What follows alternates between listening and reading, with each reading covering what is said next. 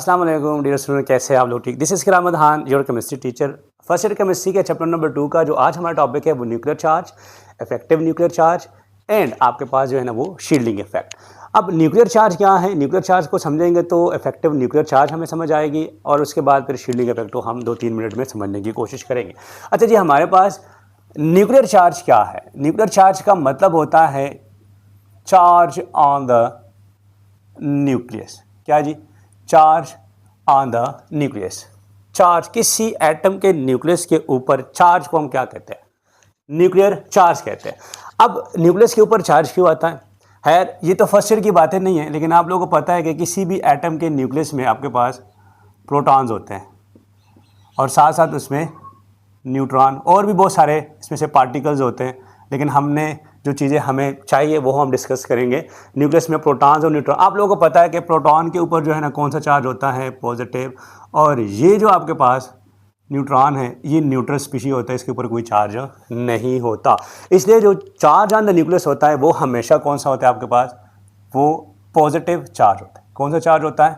Positive charge. और ये किसकी वजह से होता है? ये प्रोटॉन्स की वजह से होता है। किसकी वजह से होता है? प्रोटॉन्स की वजह से। इसलिए हम न्यूक्लियर चार्ज को आसान लफ्ज़ों में कहते हैं कि it is the count of protons present in the nucleus of an atom. किसी भी एटम के न्यूक्लियस के अंदर प्रोटॉन की मौजूदगी को हम न्यूक्लियर चार्ज कहते हैं। अच्छा, पता है इसको क्या कहते हैं? इसको आप इस तरह भी डिफाइन कर सकते हैं कि it is an absolute pull of the nucleus. किसी भी न्यूक्लियस का पुल किसके ऊपर? On the electrons.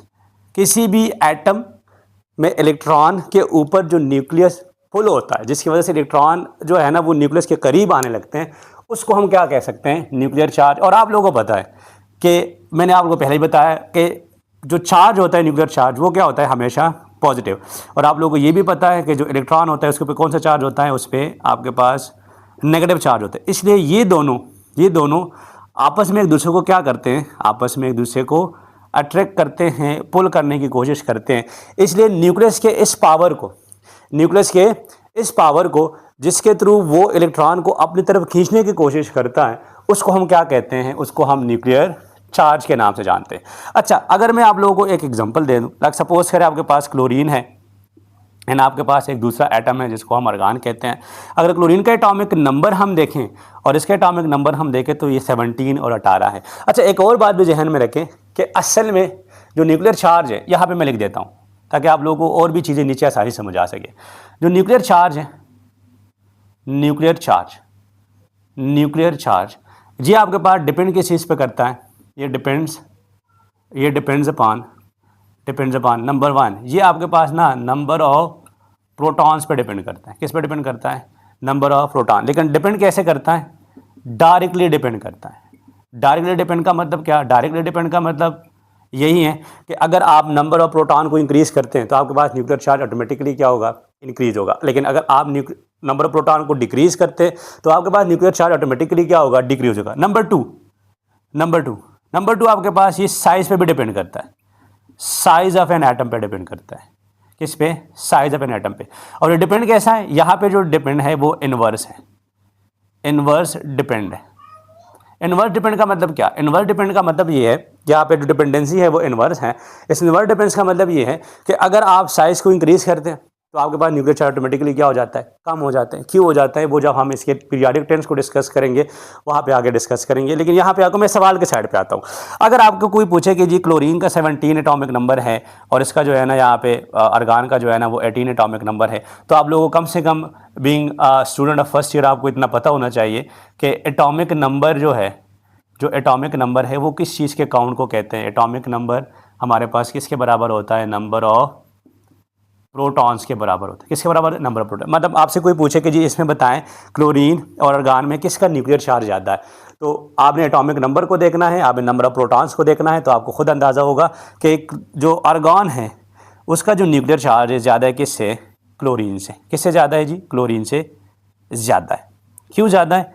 क्योंकि आर्गान में कितने प्रोटॉन है आपके पास? आर्गान में आपके पास तकरीबन ऑलमोस्ट 18 इलेक्ट्रॉन है, प्रोटॉन है। और क्लोरीन में आपके पास जो है ना कितने, तकरीबन आपके पास 17 जो है ना वो क्या है आपके पास, प्रोटॉन्स है। अच्छा, ये तो आपसे इस तरह का कोई भी MCQs पूछा जा सकता है, सिंपल सा सवाल आप लोगों से पूछा जा सकता है।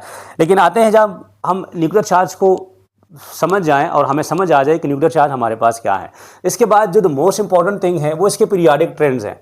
हमने इसकी ना पीरियाडिक ट्रेंड्स को डिस्कस करना है। पीरियाडिक ट्रेंड्स ये बहुत इंपॉर्टेंट है। इस पे आगे आप लोगों ने कुछ MCQ जो है ना वो मेरे साथ मिलकर सॉल्व करने हैं, वो आगे आ सकते हैं पीरियाडिक ट्रेंड्स। अच्छा, इधर देखें जी, सबसे पहले हमने डिस्कस करना है इन पीरियड। अच्छा, इधर देखें, कहते हैं कि जब हम लेफ़्ट टू राइट जाते हैं, लेफ़्ट टू राइट, तो हमारे पास जो न्यूक्लियर चार्ज क्या होता है? Nuclear charge increases. Nuclear charge increase क्यों होता है? आपसे कोई सवाल पूछे कि न्यूक्लियर चार्ज इंक्रीज़ क्यों होता है, तो इसके ना रीज़न बहुत सिंपल है, ज़्यादा हमने उसमें भी नहीं जाना, सिंपल सी बात करेंगे। न्यूक्लियर चार्ज इंक्रीज़ क्यों होता है? क्योंकि आपके पास जो इलेक्ट्रॉन आता है, जो एक्स्ट्रा इलेक्ट्रॉन आपके पास आता है, एक्स्ट्रा इलेक्ट्रॉन जो आपके पास आते हैं वो added to the same shell. अच्छा, इसका क्या रिलेशन है न्यूक्लियर चार्ज की इंक्रीज जो है ना वो होने से? इसका बहुत सिंपल तरीका है। कहते हैं कि जब एक्स्ट्रा इलेक्ट्रॉन आता है और वो सेम शेल को ऐड होता है तो एक बात आती है कि यहाँ पे आपके पास शील्ड जो है वो शील्ड नो इंक्रीज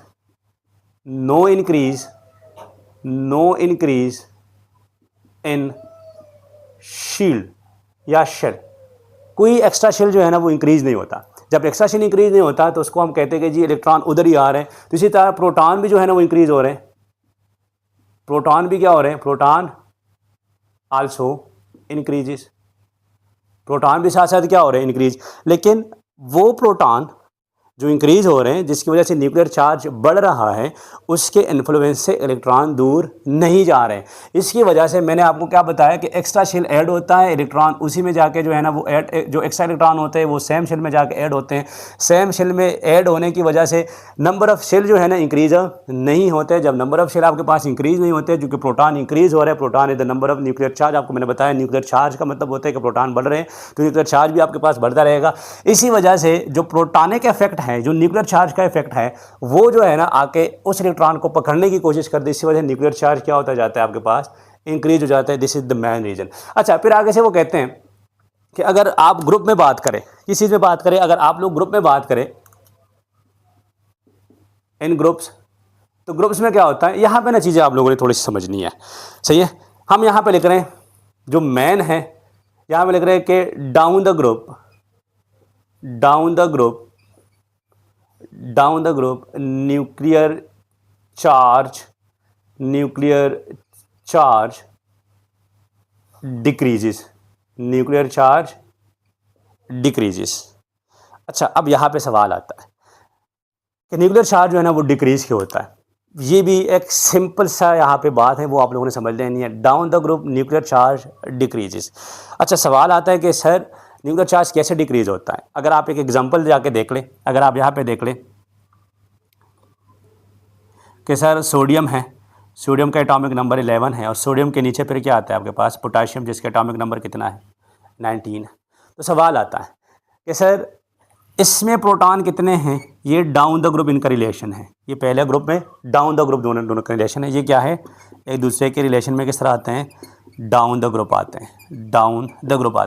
अब स्टूडेंट सवाल अगर करे कि सर यहाँ पे तो 11 प्रोटॉन है, इसका न्यूक्लियर चार्ज जो है ना वो कम होना चाहिए, यहाँ पे 19 प्रोटॉन है, इसका न्यूक्लियर चार्ज ज़्यादा होना चाहिए, लेकिन सर आपने कहा कि down the group nuclear charge जो है ना वो डिक्रीज़ होता है। कहने का मतलब आपका ये है सर कि जो पोटाशियम है उसका न्यूक्लियर चार्ज कम है। न्यूक्लियर चार्ज क्या है, पोटाशियम का जो न्यूक्लियर चार्ज है वो कम है, किससे, सोडियम से। हाँ, ऐसा ही है। लेकिन सर अगर हम प्रोटॉन को देखें तो प्रोटॉन तो ज़्यादा है। लेकिन यहाँ पे आप लोगों ने एक चीज़ को देख लेना है कि जब आप डाउन द ग्रुप आते हैं तो डाउन द ग्रुप पता है बेटा क्या होता है, down the group extra shell जो है ना वो क्या होता है, extra extra shells are added, यानी जब आप हर एक एटम के नीचे आते हैं, मतलब सोडियम से पोटाशियम तक आते हैं, सही ना, तो आपके पास एक्स्ट्रा शेल जो है ना वो ऐड होता जाता है। इस एक्स्ट्रा शेल के ऐड होने की वजह से जो न्यूक्लियर चार्ज का इफेक्ट होता है ना, जो न्यूक्लियर चार्ज का क्या होता है, जो न्यूक्लियर चार्ज का जो इफेक्ट होता है, न्यूक्लियर चार्ज इफेक्ट जो होता है, न्यूक्लियर चार्ज इफेक्ट जो होता है वो क्या हो जाता है, वो कैंसिल आउट हो जाता है, यानी वो ख़त्म होने लगता है। क्यों? क्योंकि एक्स्ट्रा शेल आ जाता है। एक्स्ट्रा शेल का मतलब एक शील्ड सा आ जाता है, एक शील्ड सा आ जाता है, जिसकी वजह से वो जो कह रहे होते हैं कि जी आपके पास एक एक्स्ट्रा शील्ड सा आ जाता है, तो उस एक्स्ट्रा शील्ड की वजह से वो न्यूक्लियस का जो इन्फ्लुएंस होता है उस आउटर इलेक्ट्रॉन पे वो ऑटोमेटिकली क्या हो जाता है, कम हो जाता है। इसलिए कहते हैं कि डाउन द ग्रुप आपने क्या देखना है, न्यूक्लियर चार्ज को डिक्रीज हुआ होता आपको नज़र आएगा।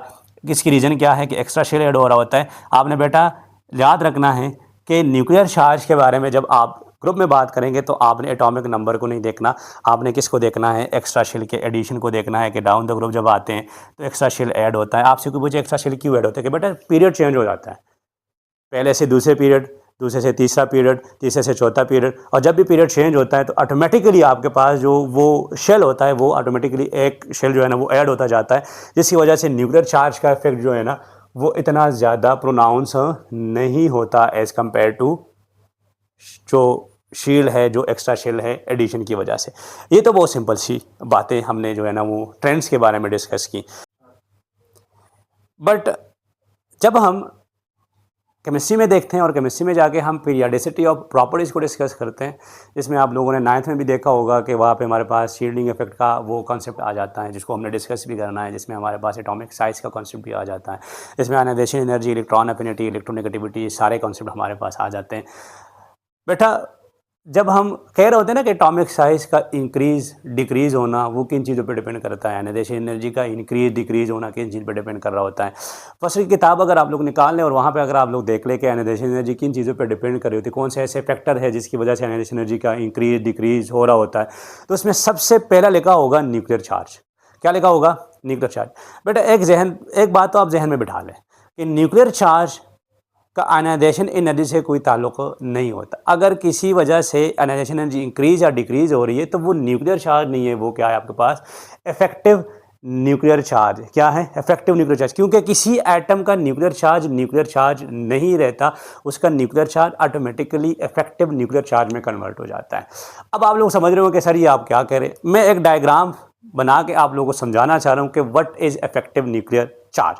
इधर आके देख लें, हमने क्या करना है जी, हमने इफेक्टिव न्यूक्लियर चार्ज को जो है ना वो डिस्कस करना है। किसको डिस्कस करना है?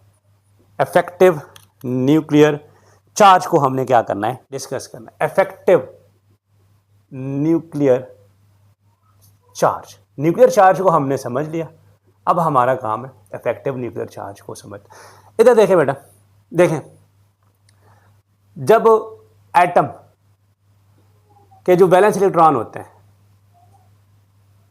जो वैलेंस इलेक्ट्रॉन होते हैं वो एक्सपीरियंसेस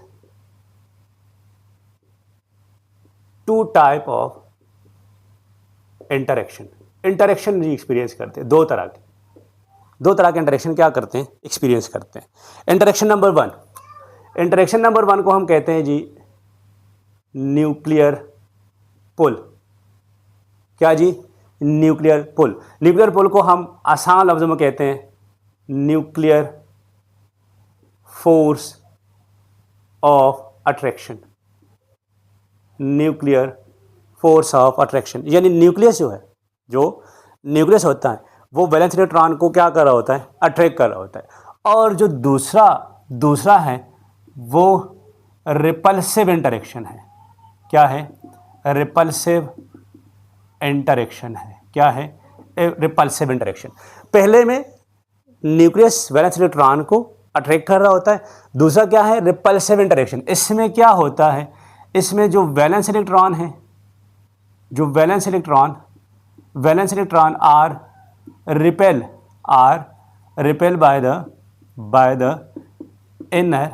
द इनर इलेक्ट्रॉन।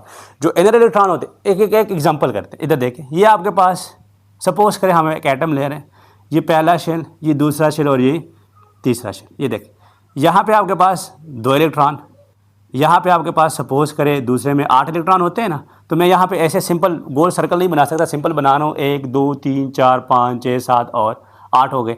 और यहाँ पे आपके पास ना एक वैलेंस इलेक्ट्रॉन है। अब इधर देखें, आपको पता है कि ये जो वैलेंस इलेक्ट्रॉन है ये एक अट्रैक्शन में होता है टू द न्यूक्लियस। इसको हम कहते हैं न्यूक्लियर पुल। इसको क्या कहते हैं? न्यूक्लियर पुल।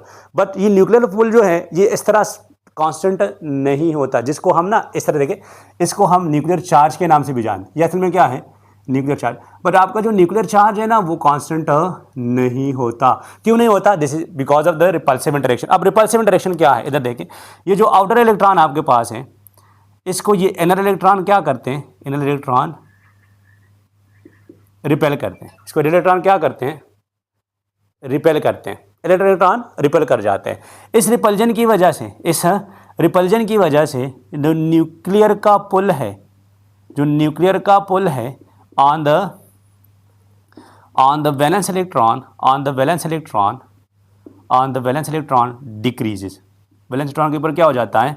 डिक्रीज। और बेटा ये हर एक एटम में होता है, सिवाय इसके जो आपके पास सिंगल इलेक्ट्रॉन स्पीशी हो। कौन सा हो? सिंगल इलेक्ट्रॉन स्पीशी में आपके पास ये वाला प्रोसेस नहीं होता। अगर मल्टी इलेक्ट्रॉन सिस्टम है, कोई मल्टी इलेक्ट्रॉन एटम है, तो इसमें लाजमी बात है कि अगर न्यूक्लियर पुल है तो उसके साथ रिपल्सिव इंटरेक्शन भी लाजमी होगी। अगर nuclear pull on the valence electron decrease होता है तो इसका मतलब है कि न्यूक्लियर चार्ज जो था पहले, अब वो नहीं रहेगा, अब वो न्यूक्लियर चार्ज नहीं रहेगा। इस रिडक्शन इन द न्यूक्लियर पुल, और न्यूक्लियर पुल मैंने आपको बताया, न्यूक्लियर पुल का मतलब क्या होता है? न्यूक्लियर चार्ज इज कॉल्ड, इसको क्या कहते हैं? इसको हम इफेक्टिव न्यूक्लियर चार्ज कहते हैं। क्या कहते हैं? इफेक्टिव न्यूक्लियर चार्ज, जिसको हम रिप्रेजेंट करते हैं जेड इफेक्टिव से। किससे रिप्रेजेंट करते हैं हम इसको? जेड इफेक्टिव से रिप्रेजेंट कर रहे होते हैं। This is your effective nuclear charge. अब जब हम आयनाइजेशन एनर्जी को पढ़ते हैं, एटॉमिक रेडियस को पढ़ते हैं, एटॉमिक साइज को पढ़ते हैं, या हम जाके जो है ना कोई भी पीरियोडिसिटी के ट्रेंड को डिस्कस करते हैं, तो वहाँ पे हम इफेक्टिव न्यूक्लियर चार्ज लिखते हैं, हम न्यूक्लियर चार्ज नहीं लिखते।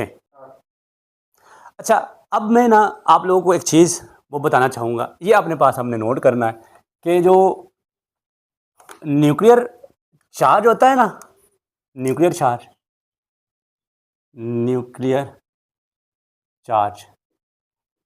चार्ज वो हमेशा ज़्यादा होता है किस चीज़ से? Effective nuclear charge. अगर हम आम चीज़ें देख लें, अगर हम आम ज़ुबान में चीज़ें देख लें, तो आपके पास जो जेड इफेक्टिव न्यूक्लियर चार्ज होता है ना, वो कम होता है न्यूक्लियर चार्ज। आप लोगों ने देख लिया कैसे कम होता है? क्योंकि वो रिपल्जन की वजह से वो न्यूक्लियस का पुल जो है ना वो ऑटोमेटिकली कम होता जाता है, जिसकी वजह से न्यूक्लियर चार्ज कम होता जाता है। इसलिए न्यूक्लियर चार्ज हमेशा ज़्यादा होता है इफेक्टिव न्यूक्लियर चार्ज से। और हमने डिस्कस किसको करना है? इफेक्टिव न्यूक्लियर चार्ज को जो है ना वो हमने डिस्कस करना है। इधर देखिए, अब इफेक्टिव न्यूक्लियर चार्ज हम निकालते कैसे हैं, ये बहुत इंपॉर्टेंट है। जेड इफेक्टिव जो है, जेड इफेक्टिव जिसको हम इफेक्टिव न्यूक्लियर चार्ज कहते हैं, वो हमारे पास बराबर होता है किसके जी? जेड के minus S. What is Z? Z is atomic number. Z क्या है? Atomic number. और एस क्या है? S is inner electrons. ये क्या है? Inner electron. यानी एटॉमिक नंबर से इनर इलेक्ट्रॉन क्या करे? माइनस करे। वैलेंस इलेक्ट्रॉन को छोड़ के जितने भी इलेक्ट्रॉन होंगे उसको क्या करे जी? उसको एटॉमिक नंबर से माइनस करे। आपके पास जेड इफेक्टिव आता जाएगा, तो आपको पता चलेगा कि किसका जेड इफेक्टिव ज़्यादा है, किसका जेड इफेक्टिव कम है। फॉर एग्जांपल, अगर मैं एक एग्जांपल दूं, और एग्जांपल बहुत ही आसान एग्जांपल, ये आप लोग आप खुद भी कर सकते हैं। देखें, अगर आपको मैं कहूँ कि मेरे पास है जी बोरॉन, जिसका एटॉमिक नंबर कितना होता है? 5। अगर मैं आपसे कहूँ मेरे पास है ऑक्सीजन, इसका एटॉमिक नंबर कितना होता है? 8। अगर मैं आप लोगों से कहूँ मेरे पास है जी सल्फ़र, क्या है? सल्फ़र, तो इसका एटॉमिक नंबर कितना होता है? 16। अब अगर मैं आप लोगों से कहूँ कि जी इनमें बताएं मुझे किसका इफेक्टिव न्यूक्लियर चार्ज ज़्यादा होगा, तो आप लोगों ने क्या करना होगा जी? कहते हैं आपने बोरान का जो है ना वो इलेक्ट्रॉनिक कन्फिग्रेशन करनी होगी, ऑक्सीजन का, सल्फर का क्या करना होगा, इलेक्ट्रॉनिक कन्फिग्रेशन आप लोगों ने करना होगा। लेकिन इधर देखें, अगर मैं बोरान का इलेक्ट्रॉनिक कन्फिग्रेशन करूँ तो 1s2 2s2 और 2p1। अगर मैं ऑक्सीजन का कर लूँ तो इसका क्या आएगा 1s2 2s2 2p4। अगर मैं आपके पास सल्फ़र का कर लूँ तो 1s2 2s2 2p6 3s2 और 3p4। इधर देखिए सही। अब अगर आपसे पूछिए बोरान के जो है ना वो वैलेंस इलेक्ट्रॉन आपके पास क्या होते हैं, तो बोरान के वैलेंस इलेक्ट्रॉन आर ये, इसमें कितने इलेक्ट्रॉन हैं 3, इसके क्या है वैलेंस इलेक्ट्रॉन है 3, क्या है इसके वैलेंस इलेक्ट्रॉन। इसके वैलेंस इलेक्ट्रॉन कितने हैं, ये आपके पास इसके वैलेंस इलेक्ट्रॉन हो गए। इसके कितने इलेक्ट्रॉन है जी, आपके पास 6 वैलेंस इलेक्ट्रॉन। कितने इलेक्ट्रॉन है जी 6 वैलेंस इलेक्ट्रॉन। और इसके कितने जी, इसके भी आपके पास 6 जो है ना वो क्या है वैलेंस इलेक्ट्रॉन है। अगर किसी को नहीं पता कि इसके वैलेंस इलेक्ट्रॉन 6 कैसे होते हैं तो एक सिंपल चीज़ है, देख लें।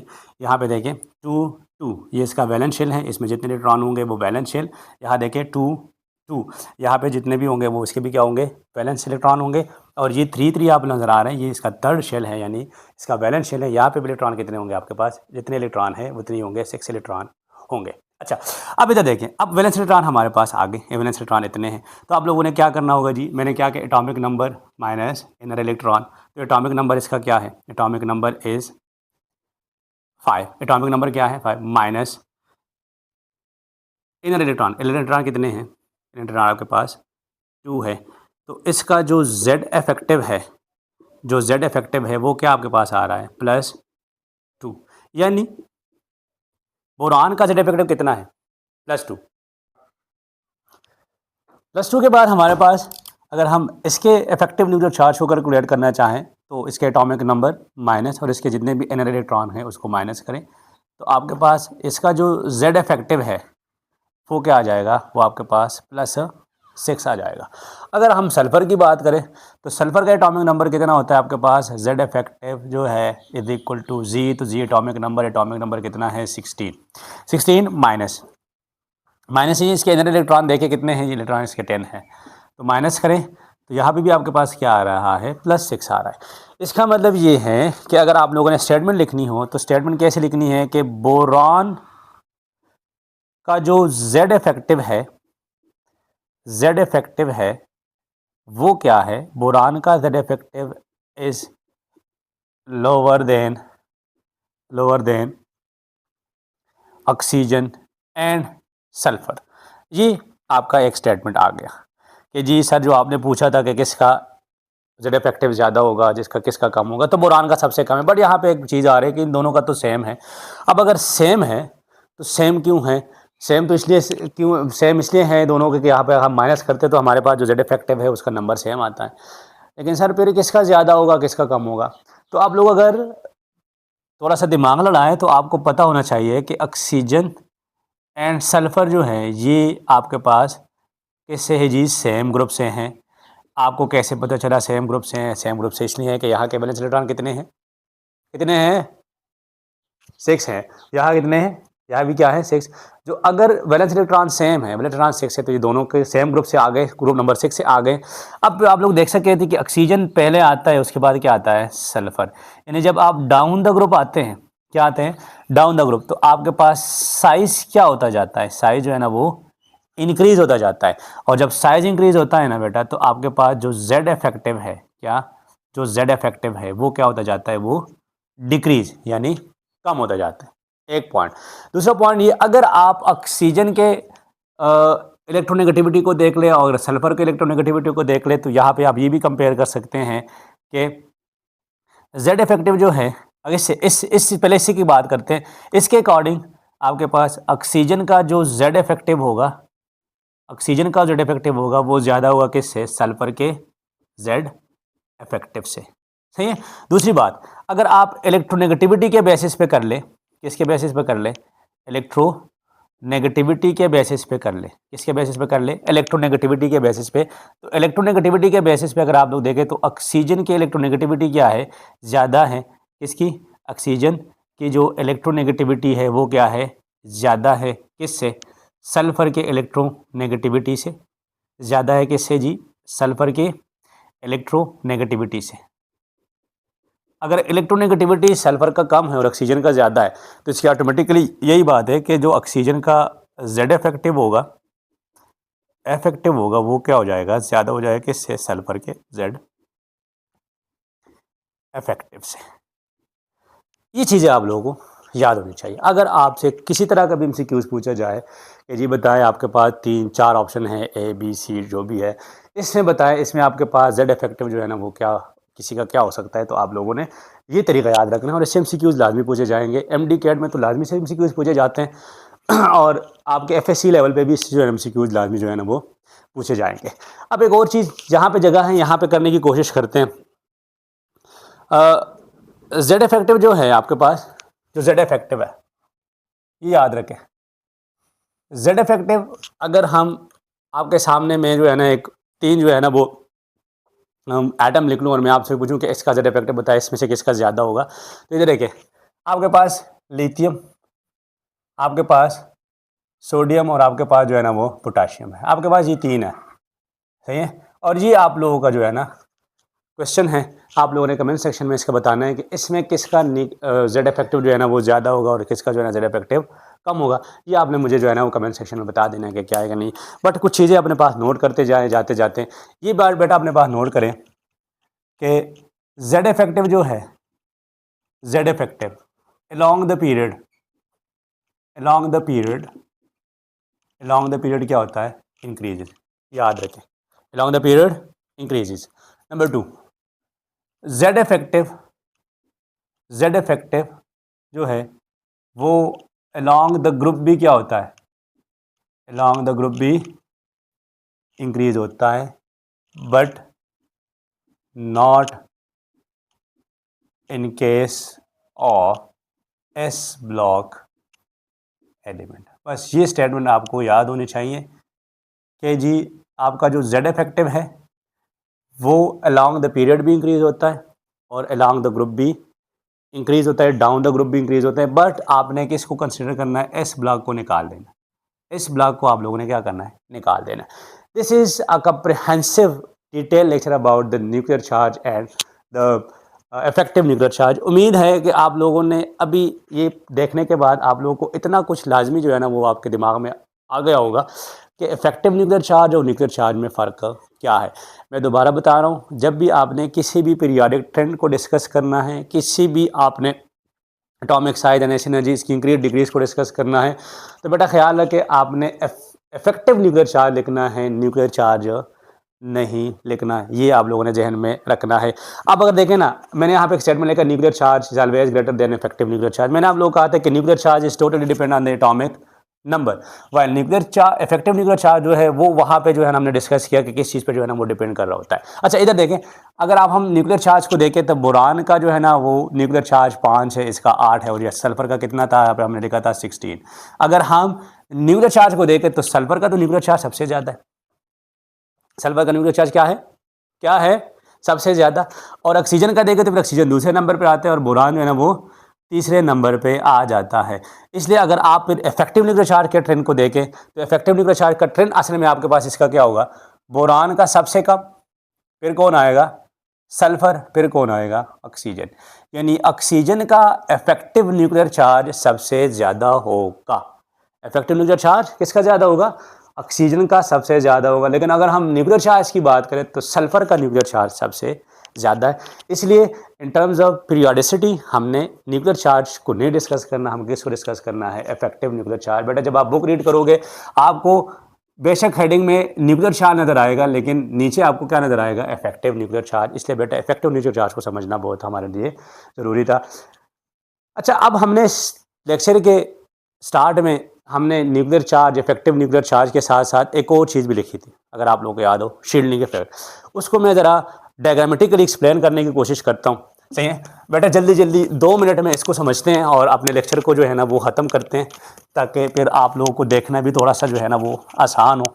देखिए जी, शील्डिंग इफेक्ट है क्या? शील्डिंग इफेक्ट है क्या? शील्डिंग इफेक्ट, शील्डिंग इफेक्ट आसान, ये क्या है? रिडक्शन, क्या है? Reduction in the force of attraction. ये क्या है जी? रिडक्शन है in the force of attraction, force of attraction of nucleus, of nucleus on outer electrons. क्या जी? Outer electron by the electron, by the electrons, by the electrons present in the inner shells। inner shells में जो electron present होते हैं उसकी वजह से जो आउटर इलेक्ट्रॉन के ऊपर न्यूक्लियर चार्ज के इफेक्ट को कम देखा जाता है, तो उसको हम क्या कहते हैं? शील्डिंग इफेक्ट के नाम से जानते हैं। आप इसको इनर शेल में जो इनर इलेक्ट्रॉन होते हैं, क्या जी? आप इनर इलेक्ट्रॉन भी लिख सकते हैं कि इनर इलेक्ट्रॉन्स की वजह से, इनर इलेक्ट्रॉन की वजह से अगर आपके पास न्यूक्लियर फोर्स में, किसमें? न्यूक्लियर फोर्स में कमी आ रही है, इनर इलेक्ट्रॉन की वजह से न्यूक्लियर फोर्स में कमी आती है, तो इसको हम क्या कहते हैं? इसको हम प्यार से जी शील्डिंग, शील्डिंग इफेक्ट कहते हैं। क्या कहते हैं? Shielding effect. याद रखें, शील्डिंग इफेक्ट जो है वो आपके पास डायरेक्टली प्रोपोर्शन है to the inner electrons, to the inner electron. जितने इनर इलेक्ट्रॉन ज़्यादा होंगे उतनी ही आपके पास शील्डिंग इफेक्ट क्या होगी?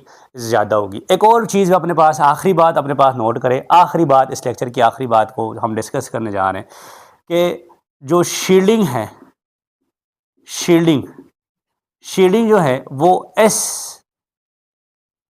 सब शेल की शील्डिंग सबसे ज़्यादा है, फिर आपके पास कौन आता है? पी, फिर कौन आता है? एफ, और फिर कौन आता है? डी। यानी अगर हम शील्डिंग को कंपेयर करेंगे तो एस की शील्डिंग सबसे ज़्यादा, पी की शील्डिंग फिर दूसरे नंबर पर आता है, और डी की शील्डिंग जो है ना वो आखिर में आ जाती है। सही है बेटा, एक डिटेल सा लेक्चर है, बहुत एहतियात से आप लोगों ने इस चीज़ को जो है ना वो अंडरस्टैंड भी करना है, समझना भी है। इस पर एमसीक्यूज़ जो है ना बहुत सारे आते हैं, इसलिए nuclear charge, effective nuclear charge और shielding effect, it is more than, बहुत ज़्यादा है आप लोगों के लिए। आप लोगों ने क्या करना है? आप लोगों ने लेक्चर को नोट करना है अपने पास, और क्वेश्चन को देख के जो है ना उसका आंसर करना है। ठीक है, इससे एमसीक्यूज़ पूछे जाएंगे। एमसीक्यूज़ कैसे पूछे जाएंगे वो भी मैंने आप लोगों को बता दिया कि आप लोगों से पूछा जाएगा किसका जेड इफेक्टिव ज़्यादा है, न्यूक्लियर चार्ज ज़्यादा है, किसका कम है। सही है, तो आप लोगों ने देखना है, मेथड आपके सामने है, ज़्यादा चीज़ें नहीं याद करनी, बस सिंपल सी बातें याद रखनी है, और इस सिंपल सी बातों पर जो है ना आपके लाजमी जो है ना कुछ ना कुछ एमसीक्यूज़, MDCAT को जो है ना वो लाजमी क्या होंगे? सॉल्व होंगे। ये था हमारा आज का लेक्चर। मिलते हैं इंशाल्लाह अगले लेक्चर में। अपना भी ख्याल रखें, अपने आसपास लोगों का भी ख्याल रखें। बेटा, जो आप लोगों से मोहब्बत करते हैं, जो आप लोग की देखभाल करते हैं, जो आप लोगों को जो है ना वो चीज़ें मैसर करते हैं, जो ज़िंदगी की खुशी के लिए जो है ना आप लोगों के लिए दिन रात जो है ना वो एक करने की कोशिश करते हैं, बेटा वो आप लोगों के वालिदैन हैं। अपने वालिदैन का बहुत ज़्यादा ख्याल रखें, साथ साथ हमें भी अपनी दुआ में याद रखें। बेटा, हमारे चैनल का नाम आप लोगों को पता है, चैनल को सब्सक्राइब लाजमी करें, लाइक भी करें, कमेंट भी करें। जो भी मसले मसाइल हो बेटा कमेंट सेक्शन में पूछे, इंशाल्लाह हम आप लोगों को वहाँ पे अवेलेबल होंगे। हम आपको हर वक्त, हर टाइम आप लोगों के आंसर के लिए हम वहाँ पे मौजूद होंगे। अस्सलाम वालेकुम।